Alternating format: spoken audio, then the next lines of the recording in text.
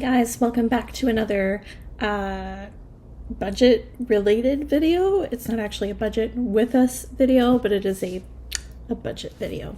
So today I wanted to talk a little bit about how we are handling unexpected expenses in YNAB. Well, somewhat unexpected, and how we're tackling our debt-free journey going ahead. So first things first, we took the car in for a recall, which was free, and the dealership does, their regular inspections. There's a lot of stuff on that list that doesn't necessarily need to be done. They just put it in there because we don't do a lot of our maintenance at the dealership anymore. The car's a little bit older, it's out of warranty. We can get it done cheaper through a mechanic that we usually bring our vehicles to, or if it's an oil change, we go to like a Jiffy Lube. We have one in the city here that we really like, and we only go to that one, and they're like a 25-minute drive out of the way from where we moved to, and I will still drive to that one because I actually trust them to do a good job, versus a dealership who will have our car for like a few hours to do it. So there was a bunch of stuff on this list. Most of it we didn't pay attention to, but there are some things that have to be done, and they're fairly big repairs. So there's a bushing that is torn, and then the stabilizing links or whatever they're called also have to be done. There's a bunch of other stuff too, like we need to do a transmission flush, the transfer case needs to be replaced, the wheels should be rotated, but we just wait until we get a new pair of tires, and then we do the wheel rotation at the same time. But the bushings and the stabilizing links have to be done. So I called around, I got a few different quotes. Everywhere I went, it was between $800 and $900. So we're budgeting for $900. So the good news is that Cody worked overtime this month. He worked 3 days on his last shift of overtime, which will come in on this paycheck. That extra, $1,000-ish was supposed to go to our shit happens fund, which is our emergency fund. We wanted to replenish that. However, now all of that is going to be thrown into the car maintenance fund. If there's anything left over, we will either put it into the emergency fund or towards Christmas. Otherwise, that's it. We were really hoping to put it towards the emergency fund or to try and get ahead for his time off in December, but it is what it is. And at the end of the day, I'm thankful that we can get the car repaired because it needs to be repaired. It's making a weird knocking sound sometimes, depending on if you hit a bump just the right way, and just needs to be taken care of. Something else that I've incorporated, I can't remember if I told you guys about this or not, but the Splurge Capsules, which was part of a YouTube video on YNAB's channel for the Sketchy Advice series. And I loved this idea. It's where you put money into a capsule, and every year, every 2 years, however you want to set it up, you get to open those capsules and spend that guilt-free money on whatever you want. So our first capsule will be next year, and I've got these set up to December because I feel like that's a good time to have access to this money for a number of reasons. One, there's Christmas. Maybe we put it towards gifts. 2, there's a lot of sales on Boxing Day. So maybe we want to use that money to buy something for the house or for the kids or whatever. And 3, Cody is typically off during that month, or at least for a few weeks in that month. So it helps us to kind of float through the bills. So next year, it's not going to be huge. It's going to be $250, not a big deal. But it's only $16 a month that we have to contribute to it. For 2026, it's only $15. I tried to keep these all around 15. So $15 a month for 2026, but then that capsule will be $600 when we go to open it. And then in 2028, again, just $15 a month, but then that capsule will be $1,000 a month. And we could just keep this going, right? So like if I were to add another one and do Splurge Capsule 2030 and savings balance by date, and this would be December 2030, and again we want to keep it around $15 a month. So let's try $1,500 would be 17. Okay, so we could put down 1300 maybe. Yeah, there we go. So $1,300 in 2030. So that's how you set those up. I'm going to delete this for now because I don't need that one. So that is something new that we have added. What else? We have decided to take the kids out of daycare. Oh man, the mix of emotions around that. But I know in my heart of hearts it's going to be good. And honestly, the overwhelm, the fear, the anxiety, that's on me. That's not on the kids. That is not the kids' fault. That's my fault. My traumas and my triggers are not the fault of my children. And I want desperately to be a full-time mom and a homemaker.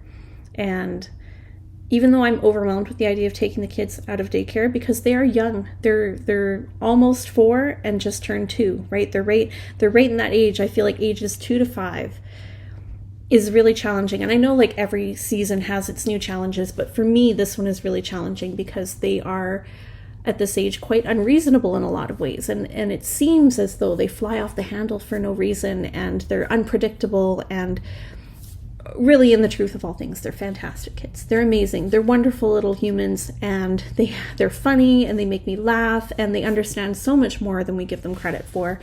But it is triggering for me at this age. But again, that's not their fault. That's on me, and I need to sort my shit out. So we're taking them home from daycare, especially now that we've closed the life coaching business. We're not running a business from home. I don't need this time during the day. I'm just kind of withering away over here. I enjoyed it for the first little while, but I'll be honest, I'm playing Baldur's Gate 3, The Sims, and taking naps, and that's it. And that's not a productive use of my time. And in fact, I think it's kind of eroding my motivation and my physical and mental health at this point. So if I cannot responsibly manage my time, I'd better just pour that time into my children. So that's the change that we're making there. The other thing, what else do we have in here? Oh yeah, the debt snowball. So with the kids coming out of daycare, we've decided and this might change, but I do want to put most of that money towards a debt snowball. Now, this is going to change because obviously it's easy to say, oh, daycare was $550 a month or whatever it wound up being.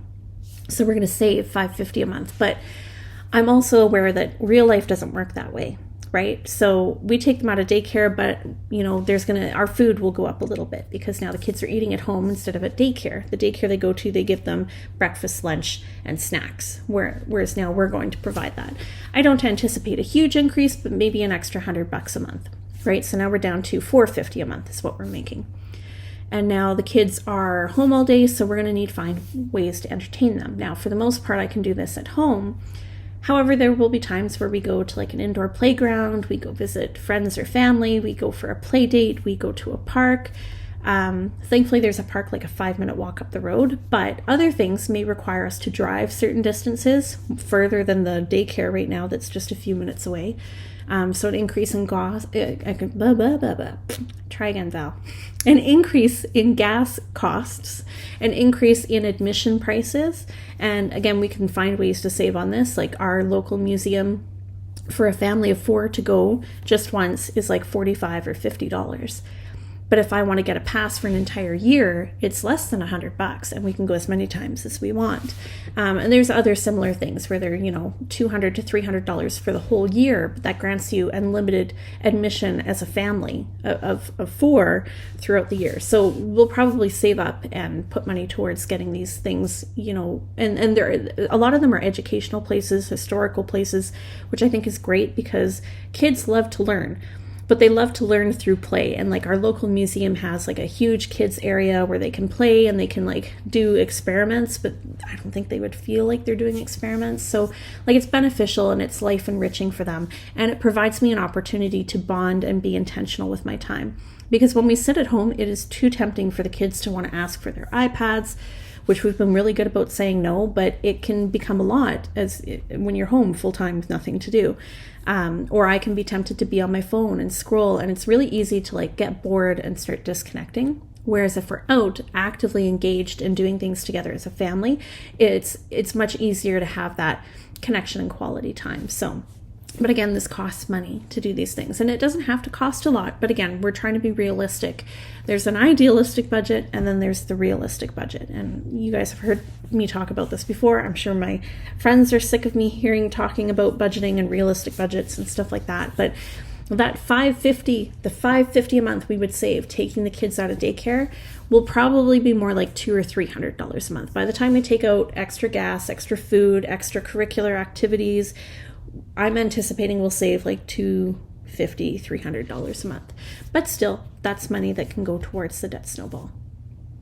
I'm also trying to be mindful that they're only little for so many years, and then they're going to be off to school if we decide not to homeschool. I would really like to homeschool, but we'll see what happens. And again, you homeschool, and if you go through your local school board, some of it gets subsidized. But if you don't choose to go with the school curriculum, you can homeschool and do your own curriculum and everything, but then you lose the funding. So all the school supplies and field trips and stuff like that, that all comes out of our pocket.